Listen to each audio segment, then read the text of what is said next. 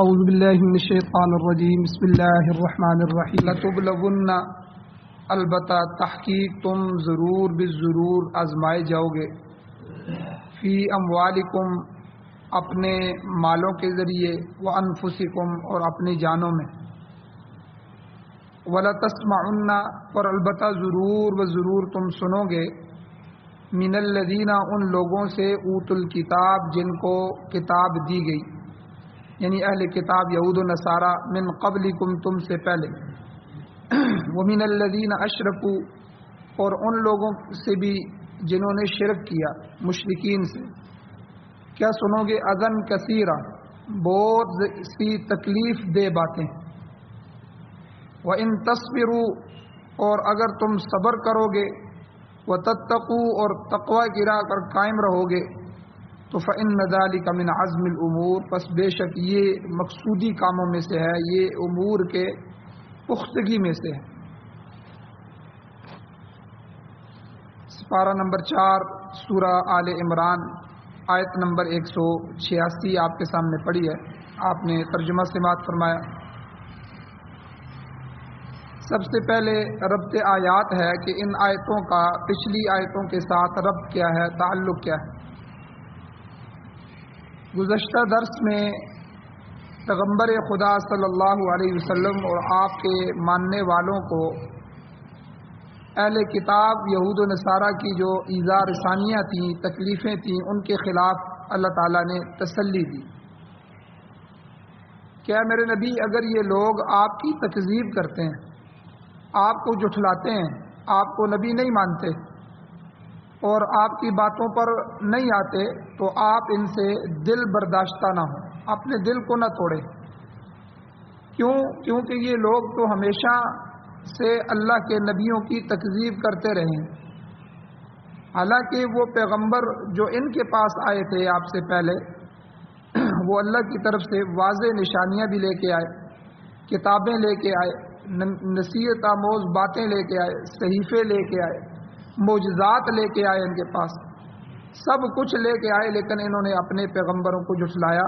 تو اس لیے آپ کو بھی اپنا دل توڑنے کی ضرورت نہیں ہے اگر یہ لوگ آپ کی تکذیب کرتے ہیں، آپ کو جھٹلا دیتے ہیں۔ کیونکہ حضور علیہ الصلوۃ والسلام بڑے پریشان رہتے تھے کہ میں سچا نبی ہوں اور ان کے درمیان رہا ہوں اور میں نے آج تک کوئی بد اخلاقی نہیں کی، کوئی ایسی چیز نہیں کی، اپنے آپ کو میں نے ان کے سامنے پیش کیا اور پھر میں ایک سچا پیغام لا رہا ہوں، تو یہ ایمان نہیں لاتے۔ تو اللہ تعالیٰ نے پچھلی آیات میں اپنے پیغمبر کو تسلی دی۔ ایک دوسری بات اللہ نے فرمایا کہ اہل کتاب کی بیہودہ باتوں سے قطع نظر آپ اپنے تبلیغ کا کام جاری رکھیں، کیونکہ آپ کو ہم نے بھیجا ہے دعوت و تبلیغ کے لیے کہ یہ جو باتیں آپ کو ٹرانسفر ہو رہی ہیں ہماری طرف سے، وہاں ہماری طرف سے آپ کو مل رہی ہیں بذریعہ وحی، فرشتہ آگے پہنچا رہا ہے، یہ وحی کی جتنی شکلیں ہیں ان صورتوں سے آپ کو میرا پیغام مل رہا ہے۔ یہ پیغام آگے امت تک پہنچانا، دعوت و تبلیغ، یہ آپ کا کام ہے۔ یا ایھا الرسول بلغ ما انزل الیک من ربک وان لم تفعل فما بلغت رسالتہ، اے میرے پیغمبر جو آپ کی رب کی طرف سے آپ کو پہنچ رہا ہے آپ اس کی تبلیغ کیجیے، آگے پہنچائیں۔ اگر آپ اللہ نہ کرے ایسا نہیں کریں گے، تبلیغ نہیں کریں گے، تو آپ نے اپنی رسالت کا حق ادا نہیں کیا۔ تو گویا کہ پیغمبر علیہ السلام کو اللہ تعالیٰ نے فرمایا کہ یہ بیہودہ لوگ ہیں، بیہودہ باتیں کرتے رہیں گے، بیہودہ کام بھی کرتے رہیں گے، اور آپ اس سے قطع نظر فرمائیں، آپ ان کی طرف نہ دیکھیں، ان چیزوں پر غور نہ کریں، آپ اپنے تبلیغ کا کام جاری رکھیں۔ باقی ہدایت کس کو دینی ہے، کس کو نہیں دینی، یہ میرا کام ہے۔ انک لا تہدی، اللہ نے قرآن مجید میں خود فرما دیا آپ ہدایت دے ہی نہیں سکتے۔ انک لا تہدی، بے شک آپ اے میرے پیغمبر لا تہدی من احببت، جسے آپ پسند کریں آپ اس کو ہدایت دے دیں، ایسا نہیں۔ ولیکن اللہ یہدی من یشاء، لیکن اللہ تعالیٰ ہی ہدایت دیتا ہے جسے چاہتا ہے۔ یہ ہدایت دینا یہ اللہ کا کام ہے، تو آپ کا کام ہے دعوت و تبلیغ۔ آپ کہتے رہیں پیغام پہنچاتے رہیں، جس جگہ پہنچ سکتے ہیں اس جگہ آپ پیغام پہنچائیں. آپ کی اس برکت سے اللہ تعالیٰ جس کو ہدایت دینا چاہیں گے اللہ ہدایت دے دیں. اب وہ کیا کر رہے ہیں آپ کے ساتھ، کیا کہہ رہے ہیں آپ کو، ان چیزوں پر اور ان پروپیگنڈوں پر آپ نے توجہ نہیں دی. تو گویا کہ اللہ تعالیٰ نے پچھلی آیات میں یہ اصول بھی بیان فرما دیا کہ جو آدمی دعوت و تبلیغ کی کام میں لگا ہوا ہے وہ امت کی جو ہے شفقت کو لے کر ان سے محبت کر کے جو ہے وہ ان کے ساتھ خیر خواہی کا معاملہ کر کے ان کو دعوت و تبلیغ دیتا رہے. بعض دفعہ ہماری جو جماعتیں دعوت و تبلیغ کی کئی دفعہ کئی مسجدوں میں جاتی ہیں وہ بسترے اٹھا کے باہر پھینک دیتے ہیں، کئی جگہ ان کو مار بھی پڑتی ہے، کئی جگہ طعنے بھی سننے پڑتے ہیں، کئی جگہ جو ہے وہ کچھ اور بھی لوگ کہتے ہیں. تو پیغمبر کو بھی یہی کہتے رہے، حضور کے ساتھ بھی اسی طرح. بلکہ طائف کا سفر آپ دیکھیں، وہ دعوت و تبلیغ کا سفر تھا حضور کا کہ بھائی ان سرداروں کو جا کے اللہ کی یہ میرے مشرکین مکہ نہیں مانتے، چلو وہ الگ لوگ ہیں، اجنبی لوگ ہیں، باہر کے لوگ ہیں، میں وہاں جاتا ہوں، وہاں اللہ کے دین کو دعوت اور تبلیغ کو پہنچاتا ہوں. جب وہاں گئے تو ان بدبختوں نے حضور علیہ الصلوۃ والسلام کا انکار بھی کیا اور شریر لڑکوں کو پیچھے لگا دیا، نوجوانوں کو. تو اسی طرح حضور علیہ الصلوۃ والسلام کے جو اپنے لوگ تھے تو وہ بھی حضور علیہ السلام کے پیچھے باتیں کستے تھے. کبھی حضور کو دیوانہ کہتے تھے، لوگوں کو کہتے تھے لوگوں یہ پاگل آدمی ہے، اس کی باتیں نہیں سننا. کیونکہ لوگ باہر سے عمرہ کرنے کے لیے آتے تھے، حج کرنے کے لیے آتے تھے، یہ مرکز تھا مکہ، اور حضور یہاں جو ہے پیدا ہوئے اور یہی دعوت کا کام بھی حضور کے ذمے کیا گیا، یہاں سے آپ ابتدا کریں. اب وہ آپس میں مشورہ کر کے کبھی کہتے کہ یہ لوگوں جادوگر ہے، جو اس کی بات سنتا ہے اس پر یہ جادو کر دیتا ہے، اس کا دیوانہ ہو کے رہ جاتا ہے، اس لیے اس کے نزدیک بھی نہیں جانا. پہلے سے ہی باہر سے آنے والے لوگوں کو یہ پروپیگنڈا کرتے ہیں. کبھی کہتے ہیں کہ یہ شاعر ہے، شاعر ہے، یہ شعر و شاعری کرتا ہے، یہ قرآن پاک نہیں سناتا، شعر و شاعری کر رہا ہے، شاعر ہے. اور کبھی مجنون دیوانہ کہتے ہیں، کبھی کاہن کہتے ہیں کہ یہ اس کے پاس کچھ جنات وغیرہ ہیں جو آسمان سے کچھ خبریں چرا کے لاتے ہیں، اس کو دیتے ہیں. تو یہ سارے الزامات اس دعوت و تبلیغ کے ساتھ ساتھ حضور علیہ الصلوۃ والسلام پر لگے ہیں، اور قرآن مجید میں جگہ جگہ اللہ نے مشرکین کے ان الزامات کو بیان بھی کیا. تو اس لیے جو آدمی داعی ہے، دعوت دینے والا ہے، ایک تو وہ اگلے کی محبت پیدا کرے، جس کے کو دعوت دے رہا ہے کہ میرا یہ بھائی اس کام میں پھنسا ہوا ہے، یہ گناہگار ہے، یہ بھی اللہ کے دربار میں آ جائے، یہ بھی حضور علیہ السلام کی سنتوں کے مطابق زندگی گزار لے، یہ بھی اپنی زندگی کا رخ سیدھا کر لے، یہ جہنم سے بچ جائے، یہ جنت میں چلا جائے، اللہ اس سے راضی ہو جائے، یہ محبت ہو. آپ دیکھیں ہماری اپنے بیٹے کے ساتھ کتنی شفقت ہوتی ہے. جب ہم باپ بیٹے کو نصیحت کرتا ہے تو وہ اس کا دشمن بن کے نہیں کرتا، بلکہ انتہائی شفیق، انتہائی محبتیں. پھر جب اپنے آپ کی نصیحت سے جو ہے والد کی نصیحت سے بیٹا درست نہیں ہوتا تو پھر باپ اس کے دوستوں کو کہتا ہے، اس کے کسی اور بڑے کو کہتا ہے، اس کے کسی اساتذہ کو کہتا ہے کہ میرے بچے کو سمجھاؤ، اس کی محفل غلط ہو رہی ہے، یہ غلط رخ پہ جا رہا ہے. تو گویا کہ وہ اصلاح کرتا ہے. اسی طرح ڈاکٹر مریض جتنا مرضی گالیاں دے، مریض جو مرضی کرے، ڈاکٹر مریض کے لیے شفیق ہوتا ہے، اسے پتہ ہے کہ یہ بیماری کے عالم میں ہے، یہ بیمار ہے، یہ دکھ میں ہے. تو اس لیے ایسی محبت دائی کو ہونی چاہیے لوگوں کے ساتھ. اور پھر جب ایسی محبت ہوگی تو اس کے ذمے ہے دعوت. اب لوگ کیا کر رہے ہیں اس کے ساتھ یا اس کو کیا کہہ رہے ہیں، تو کیا پروپیگنڈا کر رہے ہیں اس کے لیے، اس کی طرف توجہ نہ ہو. اس کے اپنا لنک، اپنی توجہ اللہ کی ذات کے ساتھ مضبوط. تو گویا کہ یہ ایک اصول بھی اللہ تعالیٰ نے گزشتہ پچھلی آیتوں میں بیان فرما دیا کہ اے میرے محبوب، یہ اہل کتاب جو یہود و نصارہ ہیں، ان کی بیہودہ باتوں سے آپ قطع نظر کریں، آپ کے ذمے جو تبلیغ کا کام ہے وہ جاری رکھیں. اس کے علاوہ پچھلی آیتوں میں ایک اور بات بھی اللہ نے فرمائی کہ ہر نفس نے موت کا ذائقہ، موت کا مزہ چکھنا ہے، اور اس موت کی گھاٹی کو ہر شخص نے عبور کرنا ہے، اور اس سے گزر کے اللہ کی عدالت میں پیش ہونا ہے. اور وہاں ہر ایک کو اس کا جو کیا ہوا ہے اس کا پورا پورا بدلہ مل جائے گا. کسی کے ساتھ زیادتی نہیں ہوگی اور کسی کے ساتھ ظلم نہیں کیا جائے گا. تو یہ تو گزشتہ آیتوں کا خلاصہ ہے۔ آج کے درس میں اللہ تعالیٰ نے اہل کتاب اور مشرکین، چونکہ حضور کا جو مقابلہ تھا وہ ان دونوں طبقوں کے ساتھ تھا۔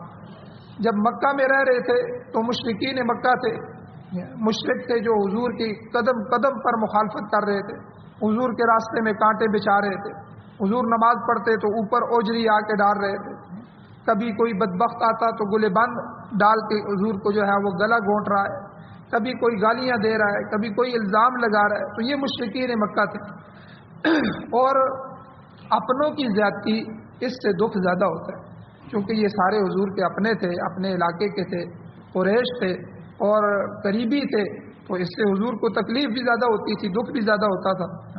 اور دوسرے طبقے جب حضور ہجرت کر کے گئے مدینہ تو وہاں جو طبقہ حضور کے لیے تکلیف کا باعث بنا وہ اہل کتاب تھے، یعنی یہودی اور عیسائی، اور اسی طرح وہاں کے جو منافقین تھے۔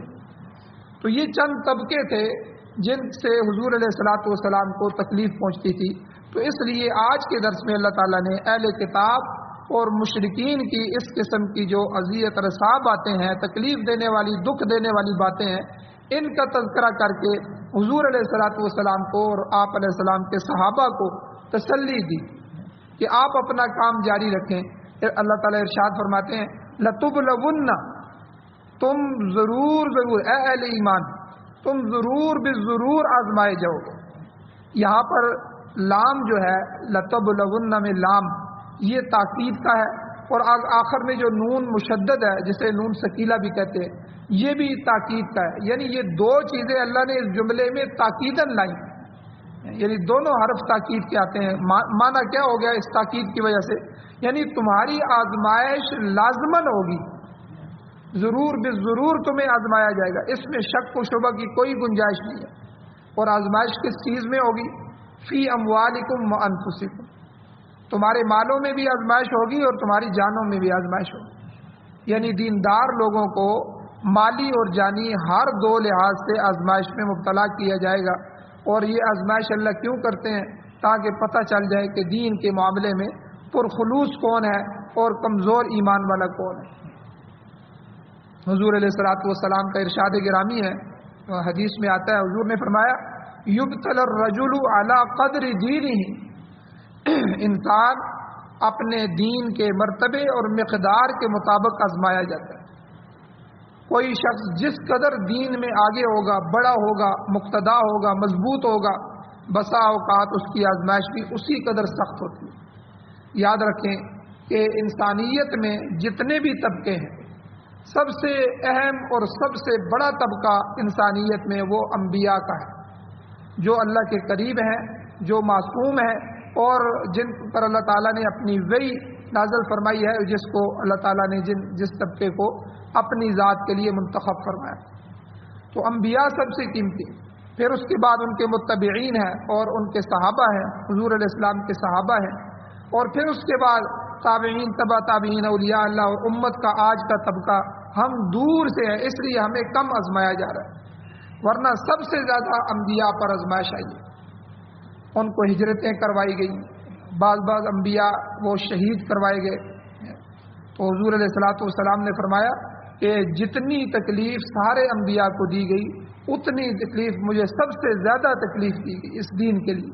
حضور کو مارا بھی گیا، حضور کی بیٹیوں کو طلاقیں بھی ہوئیں، ٹھیک ہے، اور طرح طرح کے جو ہے ہتھ کنڈے استعمال کیے گئے۔ تو سب سے زیادہ تکالیف اور آزمائش وہ انبیاء علیہ السلام کی جو ہے وہ شخصیات پر۔ پھر صحابہ اکرام کو جو آزمایا گیا، ان پر جو آزمائشیں اتری۔ پھر اس کے بعد تیسرا درجہ بدرجہ، جو جتنا حضور کے قریب ہوگا، جتنا ایمان کا دعویٰ کرے گا تو اس کو آزمایا جائے گا۔ تو اس آیت میں بھی اللہ نے یہ فرمایا کہ لَتُبْلَوُنَّ فِي أَمْوَالِكُمْ وَأَنفُسِكُمْ، تم ضرور بالضرور اپنے مالوں میں اور اپنی جانوں میں آزمائے جاؤ گے۔ اور اس حدیث میں حضور نے کیا فرمایا؟ یبتلی الرجل علی قدر دینہ، کہ انسان اپنے دین کے مرتبے اور مقدار کے مطابق آزمائش میں لایا جاتا ہے، اس کو آزمایا جاتا ہے۔ اب آزمائش کا یہ جو قانون ہے اللہ تعالیٰ نے کئی صورتوں میں بیان فرمایا قرآن مجید میں۔ سورہ بقرہ میں گزر چکا ہے، اللہ فرماتے ہیں وَلَنَبْلُوَنَّكُمْ बिशैइन मिनल खौफी, तुमको ज़रूर भी ज़रूर आजमाया जाएगा थोड़ा सा कुछ खौफ देकर, मिनल खौफ एक, वल जू और भूख से आजमाया जाएगा, व नक़्स मिनल अमवाल, माल कम हो जाएंगे, माल की कमी से आजमाया जाएगा, वल अनफुसी और जानों से आजमाया जाएगा, वस्समरात और फलों से आजमाया जाएगा कि इस दफ़ा फसलें नहीं हुई, फसलों की कमी से और फसलों के कम होने से, फलों के कम होने से। तो ये अल्लाह कहते हैं हम तुम्हारी ज़रूर आजमाइश करेंगे इन पांचों चीज़ों से। ये सूरह बकरा में पीछे अल्लाह ने बयान फरमा दिया। तो जब भी माली या जानी नुकसान होता है तो अहले ईमान के लिए आजमाइश होती है कि इस तकलीफ़ पर कहाँ तक वो साबित कदम रहता है, कितना वो सब्र कर सकता है। तो उलमा फरमाते हैं ये जो आजमाइश होती है ये ईमान वाले के लिए जो है ये आजमाइश होती है, और वो इस पर सब्र करता है, अल्लाह की तरफ रुजू करता है और अपने आप को दुरुस्त कर लेता है। और जो अल्लाह के दुश्मन होते हैं, गुनाहगार होता है, अल्लाह का दुश्मन होता है, काफिर होता है, उन पर जो आजमाइश होती है ये अजाब की शक्ल होती है। ईमान वालों के लिए क्योंकि वो सब्र कर लेता है, अपनी इस्लाह करता है, तो उसको तो वो आजमाइश पता ही नहीं चलता, गुजर जाती है। लेकिन जो काफिर होता है इसकी मिसाल ये है कि ईमान वाले का जब बच्चा फौत हो जाए तो वो क्या करता है, तो उसको तो ये सिखाया गया है, ये पढ़ाया गया है, वल क़द्रि खैरिही व शर्रिही मिनल्लाहि ताला, अच्छी और बुरी तकदीर अल्लाह की तरफ से। ये लिख दिया गया था तेरी तकदीर में कि अल्लाह तुझे ये बेटा देंगे और इतनी उम्र में तुझसे ले लेंगे, इसलिए उसका ईमान उसको सब्र पे लेके आ जाएगा, उसको वावेला नहीं करना देगा और उसे खिलाफ शरीयत बातों पर नहीं जो आने देगा। तो ये ईमान है। लेकिन काफिर का तो ईमान नहीं है, उसके लिए तो कोई नहीं है। अब उसका अगर बेटा चला गया तो वो वावेला करेगा, अल्लाह से शिकवे करेगा, ठीक है, और वो अपने कुफर में और पुख्ता हो जाएगा, और वो ये समझेगा कि मेरे साथ ज्यादती की गई है, अल्लाह ने मेरे बेटा लेके मुझसे छीन लिया है। तो अब क्या होगा, उसके लिए ये अजाब बन जाएगा। ईमान वाले के लिए आजमाइश जो है ईमान की वजह से और सब्र की वजह से, साबित कदमी की वजह से अल्लाह ताला उसको उस आजमाइश की वजह में कामयाब भी करते हैं, उसको सब्र भी देते हैं और उसको के लिए वो आजमाइश जन्नत के सबब बन जाती है। लेकिन यही आजमाइश जो है वो काफिर के लिए इम्तिहान बन जाती है, उसके लिए अजाब की शक्ल बन जाती है। और इसी तरह सूरह अंबिया में अल्लाह ताला फरमाते हैं कि वनबलूकुम बिश्शर्रि वल खैरि फितना, हम खैर और शर दोनों तरीके से आजमाते हैं। इसी वजह से इस दुनिया को दारुल इब्तिला भी कहा गया, दुनिया को दारुल आजमाइश भी कहा गया कि ये आजमाइश का घर है। कोई आदमी इस दुनिया को मुस्तकिल अपना घर न समझ बैठे कि मैं, ये मेरा घर है, ये मेरी ज़मीनें हैं, ये मेरी जायदादें हैं। कितनी बड़ी बड़ी जायदादों वाले खाली हाथ इस दुनिया से चले गए, कितने बड़े बड़े हुक्मरान खाली हाथ इस दुनिया से चले गए, जो ये कहते थे ये मेरी है, ये मेरी है, ये मेरी है। और हुजूर ने क्या फरमाया कि तीन चीज़ें कब्र तक जाती हैं, तीन चीज़ें, औलाद, रिश्तेदार वगैरह और उसका माल, और तीसरा उसका अमल। ये तीन चीज़ें आदमी की मरने के बाद दो वापस आ जाती हैं, तीसरा उसके साथ चला जाता है। रिश्तेदार जाके दफनाएंगे, कफनाएंगे, थोड़े से आंसू बहाएंगे, दुख का इजहार करेंगे, ठीक है, चाहे वो औलाद हो, चाहे वो बीवी हो, चाहे वो बच्चे हो, थोड़ी देर के बाद उनको सब्र आ जाएगा और वो उसी तरह वापस आ जाएगा। माल उसका वो भी वापस आ जाएगा, पीछे तकसीम हो जाएगा वारसों में, और वो मज़े कर रहे होंगे। तीसरा हुजूर ने फरमाया, तीसरी चीज़ अमल, ये उसके साथ अंदर दाखिल हो जाता है। अच्छा अमल हो तो तब भी, बुरा अमल हो तो तब भी उसके साथ कब्र में चला जाता है। तो इसलिए दुनिया के अंदर वनबलूकुम बिश्शर्रि वल खैरि फितना, अल्लाह ने फरमाया कि तुम्हें शर और खैर से आजमाया जाएगा। ये आजमाइशें आएंगी, इनमें तुमने सब्र करना है। ये तो दारुल इब्तिला है, इम्तिहानों का घर है, तुम इसको मुस्तकिल अपना घर न समझना। और जिस चीज़ से आदमी की मोहब्बत होती है, जितनी ज़्यादा मोहब्बत होती है उतने ही उसको छोड़ने में आदमी को तकलीफ़ होती है और उसके टूटने में आदमी को तकलीफ़ होती है। तो जब हम, इसीलिए इस दिल में अल्लाह की मोहब्बत के अलावा किसी की मोहब्बत नहीं होनी चाहिए, और अल्लाह की वजह से अल्लाह के रसूल की सबसे ज़्यादा मोहब्बत होनी चाहिए। और बाकी जो मोहब्बतें हैं, माल की मोहब्बत, बीवी की मोहब्बत, घर की मोहब्बत और तिजारत की मोहब्बत, ये अल्लाह के लिए हो, अल्लाह ताला ने हमारे दिल में डाल दिया है باقی جب اللہ جو ہے چاہیں گے تو ہم اس مال کو اللہ کے راستے میں خرچ کریں گے، اور جو ہے اسی میں ہمارے لیے کوئی تکلیف نہیں ہوگی۔ صحابہ کرام کو یہی وجہ تھی کہ ان کی دنیا بھی ان کا دین تھا۔ جس وقت اعلان ہوا کہ چلو نکلو تو کوئی عذر نہیں دیکھا، فوراً نکل گئے، اور جب مال پیش کرنے کا کہا گیا تو جو کچھ تھا وہ سامنے پیش کر دیا، چونکہ اس چیز کو انہوں نے دل کے ساتھ لگا کے نہیں رکھا، ہمیشہ آخرت کی فکر، ہمیشہ آخرت کی فکر۔ آپ اندازہ لگائیں جن 10 صحابہ کو اللہ تعالیٰ نے، اللہ کے نبی نے دنیا میں جنت کی بشارت دی، عشرہ مبشرہ ان کو کہتے ہیں، ان کی حالت آپ دیکھیں۔ حضرت سیدنا صدیق اکبر رضی اللہ تعالیٰ عنہ کبھی تنکا اٹھا لیتے کہ کاش میں یہ تنکا ہوتا، مجھ سے حساب ہی نہ کیا جاتا۔ کبھی پرندوں کو دیکھتے کہ وہ جو ہے خوشی سے چہچہا رہے ہیں، باغوں میں بیٹھے ہوئے ہیں، پانی پیتے ہیں، ادھر سے ادھر گھوم پھر رہے ہیں، تو کہتے کہ کاش میں کوئی پرندہ ہوتا اور اسی طرح اڑتا پھرتا، کھاتا پیتا، مجھ سے کوئی حساب نہ ہوتا اور میں مر جاتا، بس ختم ہو جاتا، حساب کتاب برابر ہو جاتا۔ تو حالانکہ یہ وہ لوگ تھے کہ جن کو اللہ کے نبی نے دنیا میں جنت کی بشارت دے دی تھی کہ میں آپ کی جنت دیکھ کے آیا ہوں۔ اسی طرح جو ہے کئی اور لوگ ہیں جو جتنا دین میں جاتا ہے اس کو آخرت کی فکر ہوتی ہے، تو اس لیے اللہ تعالیٰ نے فرمایا کہ تمہیں دنیا میں بہت ساری چیزوں سے آزمایا جائے گا، تو یہ آزمائش کا گھر ہے، اور اکثر مقامات پر آزمائشوں کا جو سلسلہ ہوتا ہے وہ جان اور مال کے ذریعے ہوتا ہے، یا تو جان پہ کچھ چیز آ جاتی ہے یا مال کم ہو جاتا ہے، یہ دونوں چیزیں ہوتی ہیں، اکثر یہی ہوتا ہے۔ مقصد یہ ہے کہ کسی کو مال اور اولاد دے کر آزمایا جاتا ہے اور کسی سے یہ چیزیں لے کر ان کو آزمائش میں ڈالا جاتا ہے۔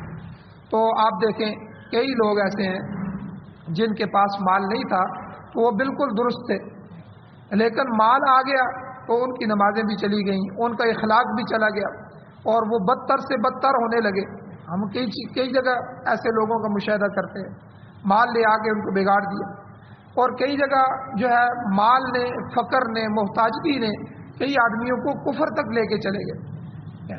تو کئی مرزائی ہم نے دیکھے، قادیانی، کئی نوجوان مال کی وجہ سے ان کو دھوکہ دیا گیا، وہ جو ہے اللہ کے نبی کی ختم نبوت کو بھی انکار کر کے جو ہے وہ قادیانیت میں چلے گئے۔ تو یہ بڑا فتنہ ہے، ہر طرح سے اس کے ساتھ آزمایا جاتا ہے۔ تو اس لیے کبھی مال کی آزمائش ہوتی ہے، دے کے آزمایا جاتا ہے، کبھی لے کے آزمایا جاتا ہے، اور اسی طرح کبھی بیماری میں مبتلا کر کے آدمی کو آزمایا جاتا ہے، اور کبھی جو ہے جہاد میں جامِ شہادت پہ لا کر انسان کی کڑی آزمائش ہوتی ہے۔ تو اللہ تعالیٰ نے یہ عام قانون بتا دیا کہ دیکھو کہ اللہ والے ہر وقت امتحان سے گزرنے کے لیے تیار ہوتے ہیں۔ تو اسی طرح ایک امتحان صحابہ کرام پر جنگ احد میں بھی آیا تھا، جس کا پیچھے تفصیلاً گزرا، تو اور اللہ نے یہاں یہ گویا کہ فرما دیا اس کے بعد بھی امتحان آ سکتے ہیں، لہذا اہل ایمان کو اس سے گھبرانا نہیں چاہیے۔